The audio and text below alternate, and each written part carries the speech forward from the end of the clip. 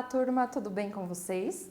Eu sou a professora Cíntia, professora de História, e hoje nós iremos desenvolver a aula número 13 do 7º ano. O assunto da nossa aula é Reformas Religiosas, as repercussões que tiveram aqui no Brasil, em Santa Catarina, que é o nosso estado, e na nossa cidade, São Bento do Sul. Para isso, nós temos os seguintes objetivos a serem atingidos.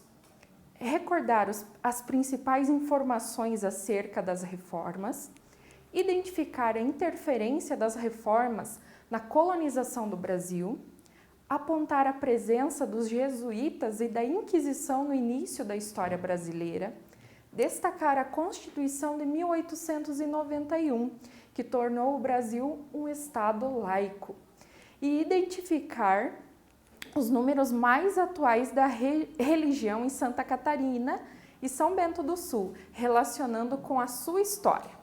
Muito bem, antes de mais nada, pegue o seu livro didático, porque ele contém as principais informações do assunto que iremos desenvolver, caderno para fazer as anotações do que você considerar importante, lápis, caneta e borracha.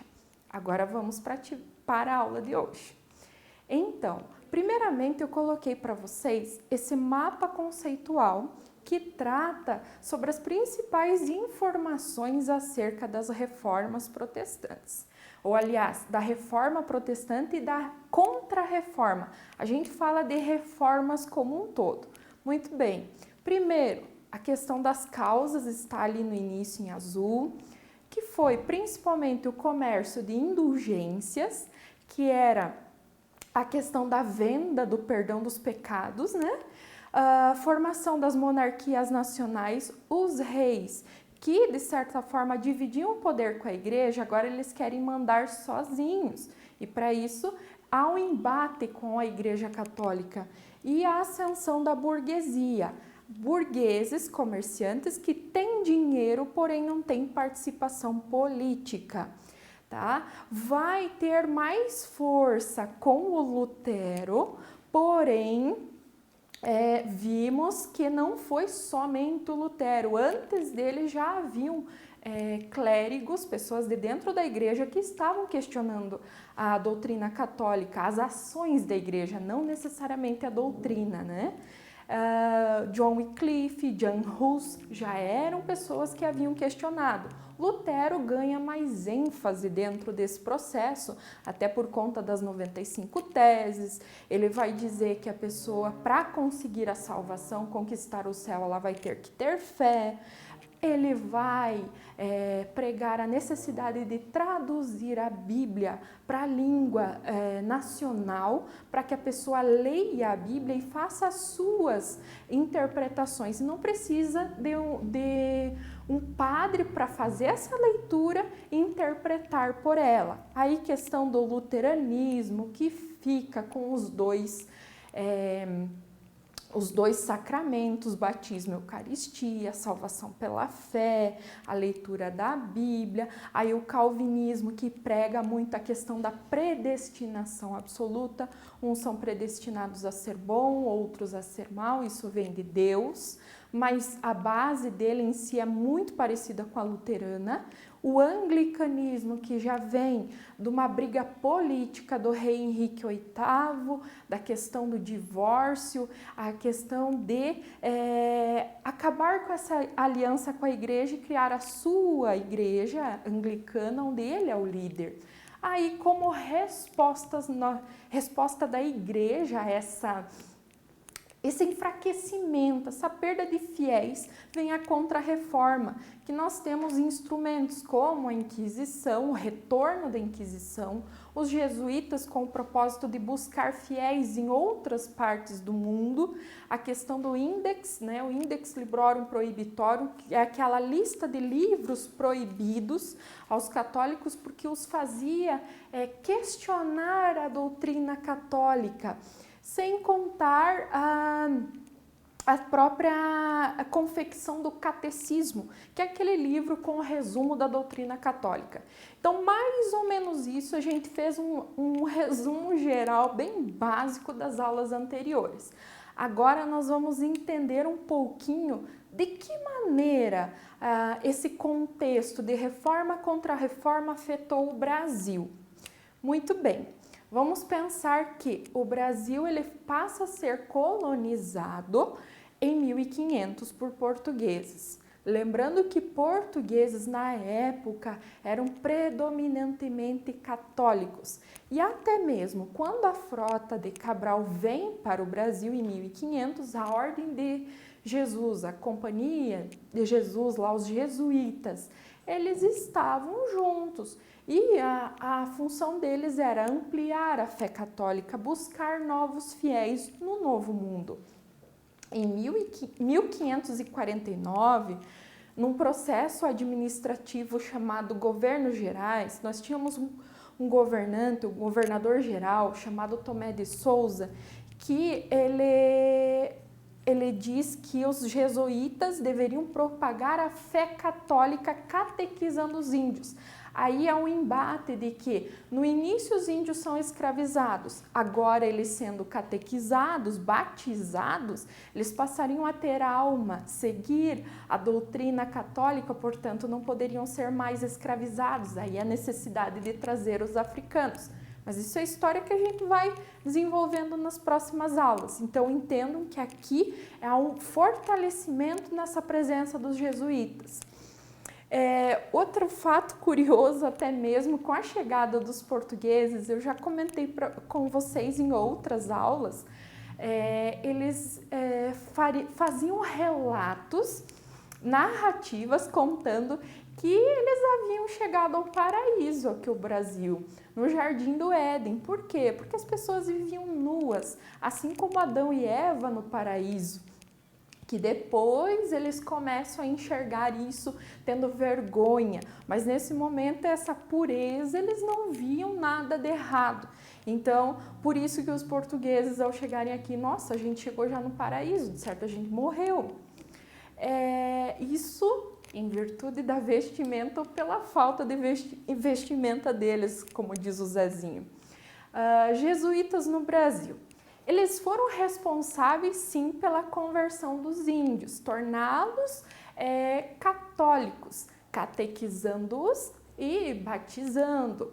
Haviam as missões, que eram organizações que, além de fazer esse trabalho catequético, de catequização, também era uma comunidade, eles trabalhavam para o grupo em si. Havia uma certa cobiça por parte de bandeirantes que eram responsáveis por reconhecer melhor as terras brasileiras e ainda eles buscavam escravos fugitivos e viram as missões uma maneira também de conseguir conquistar esse povo para si. Os jesuítas também foram responsáveis pela fundação das primeiras instituições de ensino do Brasil. Por muito tempo o ensino ficou sob as mãos de jesuítas. Então o ensino dentro do Brasil tinha um cunho religioso. A humanidade do Novo Mundo, no caso os indígenas, foi demonizada, animalizada e considerada pecadora. Vou voltar um pouquinho, quando os jesuítas catequizavam esses índios, toda aquela cultura indígena era colocada para escanteio. Isso está errado. Não existe o Deus do Sol, Lua, Deus da mandioca, como tinham seres, todos ligados à natureza.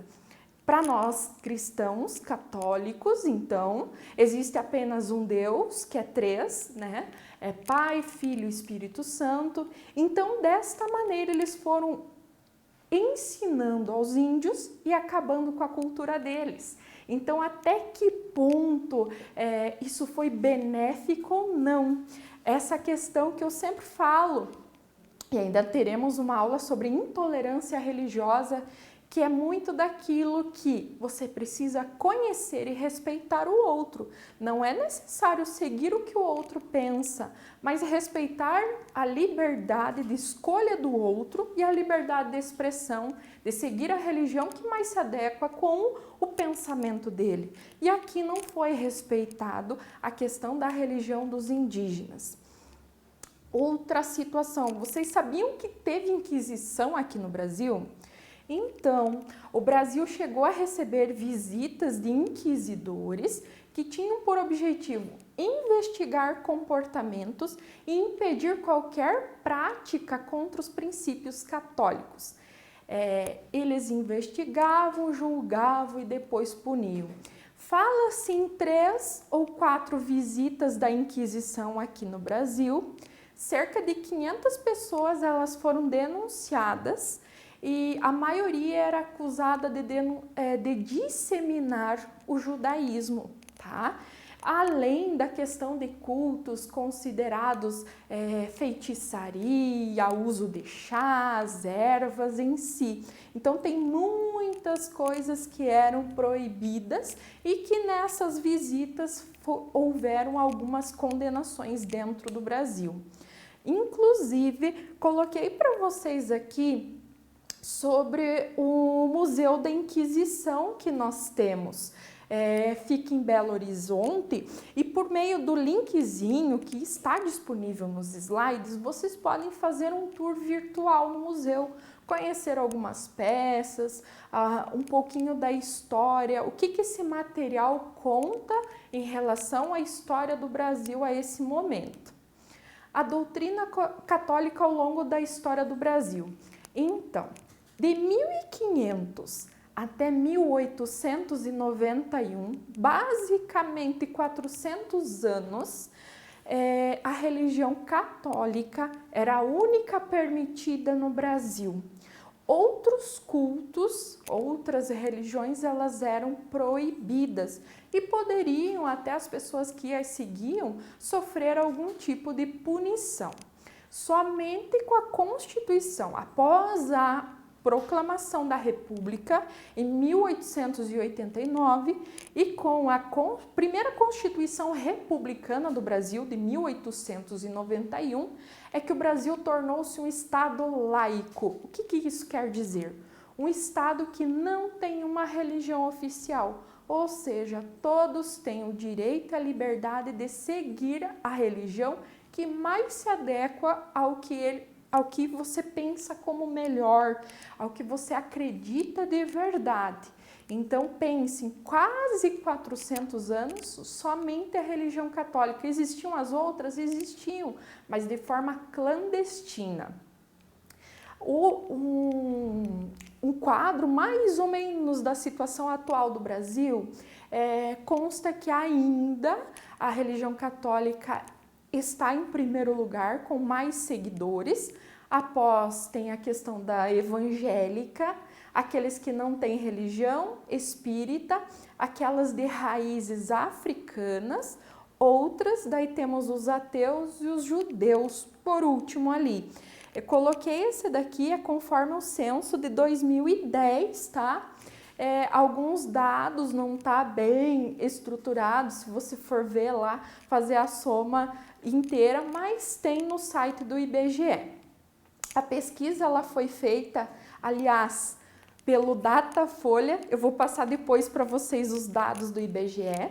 Nos dias 5 e 6 de dezembro de 2019, cerca de quase 300 pessoas foram entrevistadas em 176 municípios e a margem de erro é de 2 pontos percentuais para mais ou para menos. Agora, de religião por região. Foi analisado só a questão dos católicos e evangélicos. Percebam que nós, que somos do Sul, 53%, então a maioria, mais da metade, na verdade, são católicos e 30% evangélicos, gerando 83%. Os outros 17% representam as demais religiões. Aí temos Sudeste, Nordeste, Centro-Oeste, Norte representando, mas entendam que ainda a doutrina católica aqui tem mais adeptos. Aqui no estado de Santa Catarina, foi constatado que a cada 100 pessoas que vivem no estado, 97% dizem crer em alguma religião.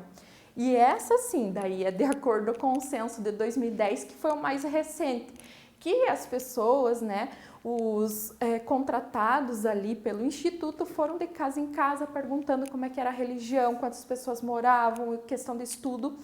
Então, foi constatado que Santa Catarina é o maior estado em número de fiéis do Brasil.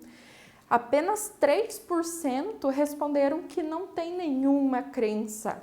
E qual seria a explicação? Por que Santa Catarina tem esses números? Primeiro, que seria a questão da colonização europeia, que influenciou a nossa religiosidade. A maioria dos imigrantes que colonizaram Santa Catarina eram de origem católica. Outra explicação é que a maioria das cidades, 30%, a maioria nem tanto, né? Mas 30% dos municípios catarinenses tem menos de 5.000 habitantes. São menores, são pequenas cidades que vivem numa certa proximidade, em questão de comunidade. E neste sentido, a doutrina católica consegue mais adeptos nessa questão vinculada ao comum, ao bem comum, a compartilhar uns com os outros. Mas São Bento do Sul, nesse quesito, como é que funciona? Como é que é a situação? São Bento do Sul, vocês sabem que tem cerca de 80.000 habitantes, né? E, de acordo com os dados do IBGE, ainda a maioria são de católicos. E uma das explicações é porque a maioria dos imigrantes que colonizaram o nosso município eram de origem católica. Mas é importante destacar que havia um número expressivo de pessoas que eram de origem luterana, tá? Coloquei para vocês a nossa igreja católica do centro e também a igreja luterana. Percebam que nos municípios geralmente nós temos a igreja católica e muito próximo à igreja luterana, mostrando essa força dos dois. Como é o caso aqui de São Bento do Sul, muitos dos imigrantes também tinham raízes, tinham essa religião voltada para o luteranismo. Nas próximas aulas, nós vamos ver um pouquinho sobre a intolerância religiosa. Como é que funciona? Será que houve esse respeito? Porque vocês sabem que com a doutrina luterana surgiram outras religiões que eram dessa vertente protestante. Então, como que foi recebido? Isso teve um embate? Houve morte por conta de religião? Ainda hoje existe isso? O que é ser intolerante?